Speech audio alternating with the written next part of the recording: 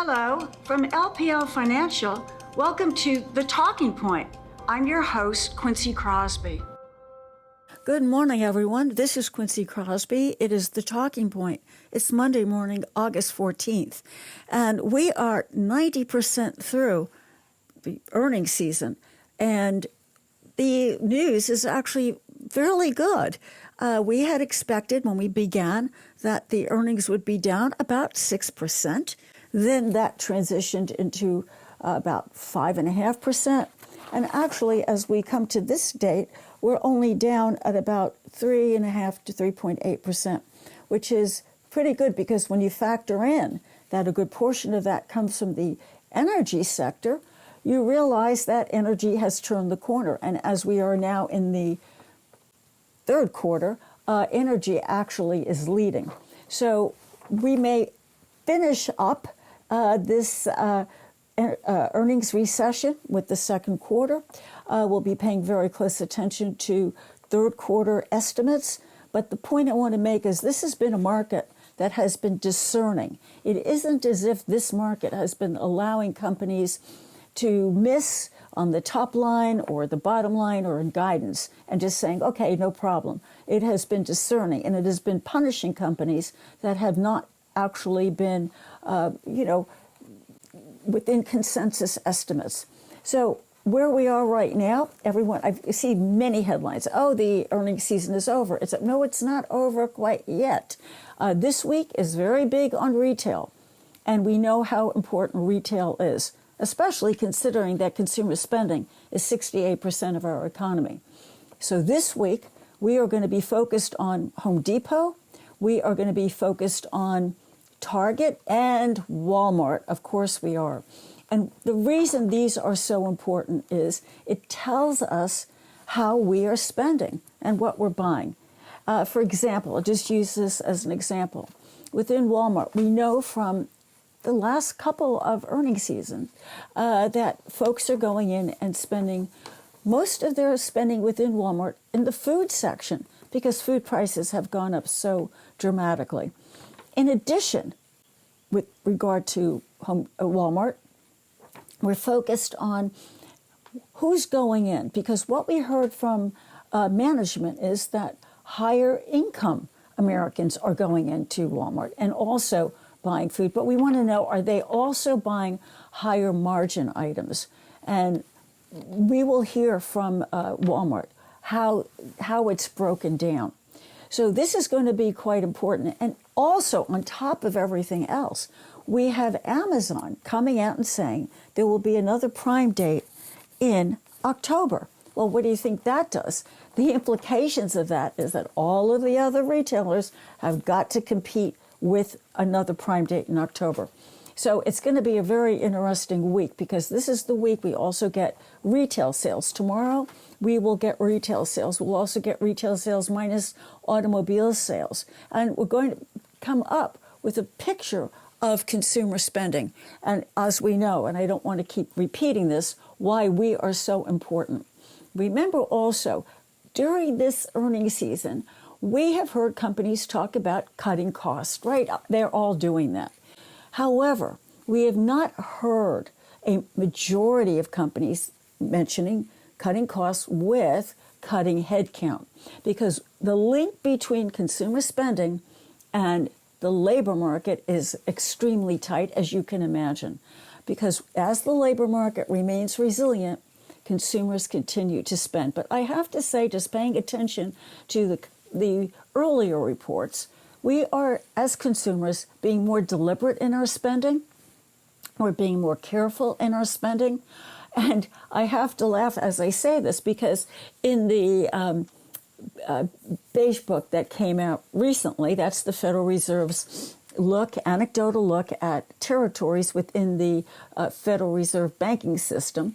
Where did we hear? We heard about the effect, the Swifty effect, the Tyler Swift effect on spending in the various regions. I was particularly taken by the Philadelphia region, talking about the effect of the spending in hotels, in dining services, in transportation, all because of the Taylor Swift concert there. It's kind of fascinating. So we are spending money, but it's more deliberate. And now that we are in the back-to-school sales, that's another thing we're going to pay attention to when we hear from Walmart and Target, because there have been earlier reports that consumers are saying that prices are just too high and they're being more careful. Invariably, we, the consumer, typically just say, okay, I'm going to spend the money, I'm going to buy what I need to buy.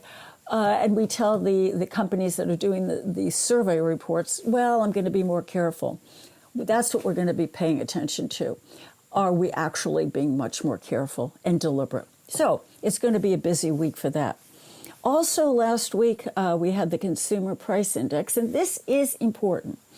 It came in right in consensus estimate. We are seeing inflation coming down. However, in the headline, which, as you know, the Fed pays attention to core, but in the headline, food and energy also was within consensus. But what we know is that food prices have been ticking higher and energy prices have been ticking higher, particularly at the pump. And that should show up, unless things turn around very quickly, should show up in consumer expectations of future inflation and also in the actual reports. The Producer Price Index that we had last week as well showed that prices are ticking up.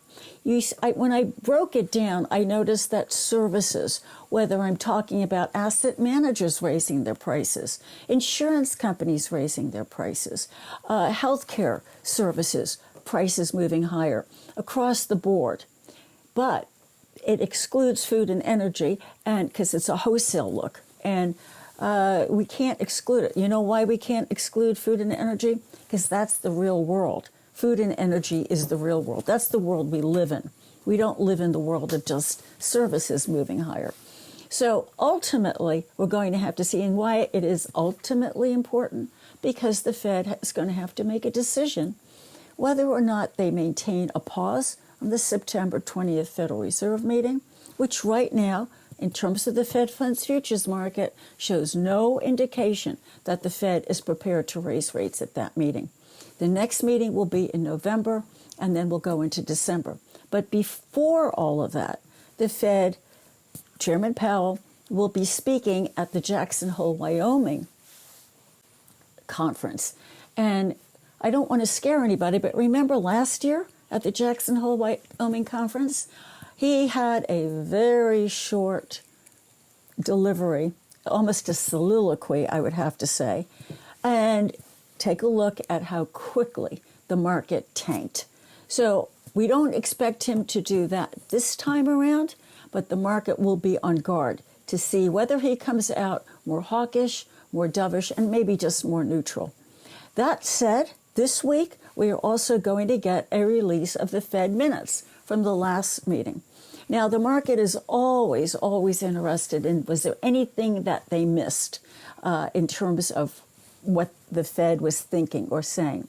Given the fact that the Federal Reserve speakers have been out speaking since that meeting, we have a little bit of an idea. And that is the doves are more dovish and the hawks are more hawkish. And so we'll see what was actually, if we can, if there was more color to all of this, more atmospherics to all of this from the minutes that will come out this week. And you know, the market always looks for something that was missed, but I would pay much more attention to the fact that we have hearing Fed speakers, again, coming out and disagreeing with each other on what the Fed needs to do. The hawks are saying we need more rate hikes, maybe even one more, and just to have an insurance rate hike in order to make sure that inflationary expectations are anchored, what they called anchored. And what was particularly interesting is that when the CPI report came out and everyone, you know, on the dovish side was declaring victory for the Fed, there was one Federal Reserve president, and that was Mary Daly from the San Francisco Fed, very much, you know, in the dovish camp. actually came out and said, no, our work isn't done. You know, when she said that, the 10-year Treasury yield inched above 4%. So that's something to keep in mind, that when you get a dove to say that, it is interesting. So in any event, this week we are going to have retail sales tomorrow, and again, minus autos, as I said. Also, we're going to start the round of manufacturing reports. And we always start, by the way, with the Empire State Manufacturing Survey. That is the New York Fed and the areas just around New York. We want to see, are we bottoming? And we always look to see hiring expectations and new orders. And that's going to be important. And then on Wednesday, we're not finished with housing, not by any stretch. We're going to have housing starts. We're going to have building permits. And we are also going to have industrial production. And then at 2 o'clock on Wednesday comes the minutes. And, you know, in this environment, the minutes really do matter. Again, in the event that there's something that was missed by the market and all the Fed speak we've had since that last meeting. And then on Thursday, we're going to keep our eye on those initial jobless claims. Why? Because they ticked higher, and it caught the attention of the market, suggesting that perhaps we're beginning to find an equilibrium within the labor market, with initial unemployment claims climbing higher. However, I do want to point out that continuing claims actually stayed fairly level. Also on Thursday, we're going to get the Philadelphia Fed Manufacturing Survey. And this is even more important than the Empire one. Why? Because the Philadelphia Manufacturing Survey has a closer positive correlation with the heartland of the country in terms of manufacturing. And so the market pays very close attention to that. Obviously, it is in contraction territory, as is all of manufacturing. But what we want to see is, again, have new orders climbed higher?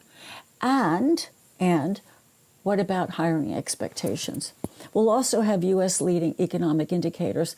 And by the way, we expect to see that perhaps that is inching just a little bit higher. And that would be it for news. But again, this week is important.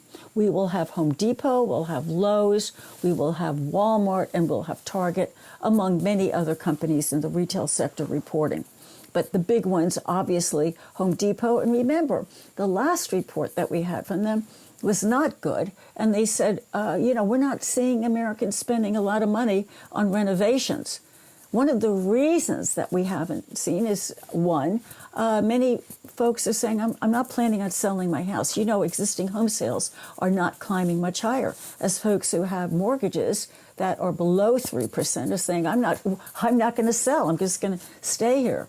And we also had a lot of bad weather, and Home Depot pointed to that as well. So we're going to hear what they have to say. But again, Walmart has the finger on the pulse of the U.S. consumer, and we want to hear what Walmart has to say. And in addition to all of that, we will have some more Fed speak. And let me add here that in China, and this is important, remember, China is the world's second largest economy. The news becomes even more critical because what we're seeing is that China has entered a deflationary phase with both producer prices coming down, yes, and consumer prices coming down. In addition, we're seeing that their export-import numbers are very weak. And on top of all of that, loan growth is almost non-existent. Loan growth for businesses and loan growth for consumers.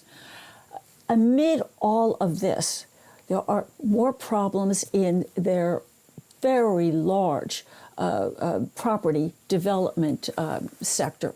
And keep in mind, that is about 25% of China's overall GDP. And it is much deeper into the economy with their relationship with other parts of the economy. That's why the property developers are so important and so critical. They are mired in debt, and yet another major company within that sector has really, it's called Country Garden Holdings, on the cusp of a default, yet another default. In addition to that, there's also trouble brewing in the shadow banking sector, the shadow banking industry, which is secretive. It operates in its own world, and it is very important. And there, one of the major players in that arena has actually stopped paying on one of their trusts. That trust market in China is big. It's where a lot of the wealthy Chinese people put their money and expect to see a payment on a regular basis. When you start to see a major player within that arena saying, we can't make payments, the biggest concern is contagion. Contagion from the property developers spreading into the shadow banking sector, because that infrastructure, that financial infrastructure, is all interrelated. The question is, what does Beijing do? And this is what the market is trying to figure out. Is it going to let them just default on this and default on that, and for contagion to lead to a domino effect, or are they going to help bailing them out? And above all else, what the market really is focused on is whether or not Beijing will introduce an important comprehensive fiscal project. We've seen a lot of monetary, that comes from the People's Bank of China, targeted help in terms of rates, interest rates, but nothing on the fiscal side, which comes from the government. So remember, this is a government that is under President Xi Jinping, almost, just does not want any more risk, does not want any more debt. China, the modern China that we know, that grew double digits, was based on an enormous amount of debt and then defaults. And he wants to take the economy out of that. But the question is, how much deterioration is he going to allow? The youth unemployment in China is over 20%, about 21%. That's not something, it's not healthy for the economy, and it is something that is worrisome. So the question is, for the market, where does China go? Now, despite all of that, because they are the world's second largest economy, the world's largest importer of oil prices are climbing higher, almost with a complete sort of disregard for what's going on in China, when basically it has been a seesaw trade month after month. If China had weak data, oil prices came down. And now oil prices are climbing higher. The question really is, how much higher can oil prices go? We have, for example, the Saudis with their quote-unquote voluntary cut in production of 1 million barrels a day, saying they're going to continue it through September. And also the fact that the United States, the largest economy in the world, it looks as if growth underpinning, the economic underpinning, is actually in positive territory. So what happened was, as the Saudis cut production, and before that, OPEC also cutting production, as long as the headlines were completely focused on recession, oil prices could simply not rise. It couldn't mount a resurgence given the worry over a recession. That has lifted to a large degree, particularly in the United States, and oil prices are marching higher. So we want to see if that can continue. We'll keep our eye on it. That said, it's going to be a very important week.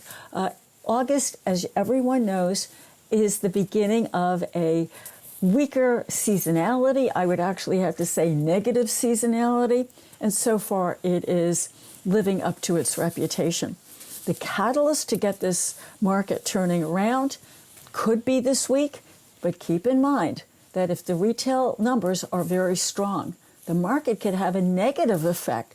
And why? Because the rationale would be, whoa, this is not something the Federal Reserve wants to see. So there you go. The good news could be bad news.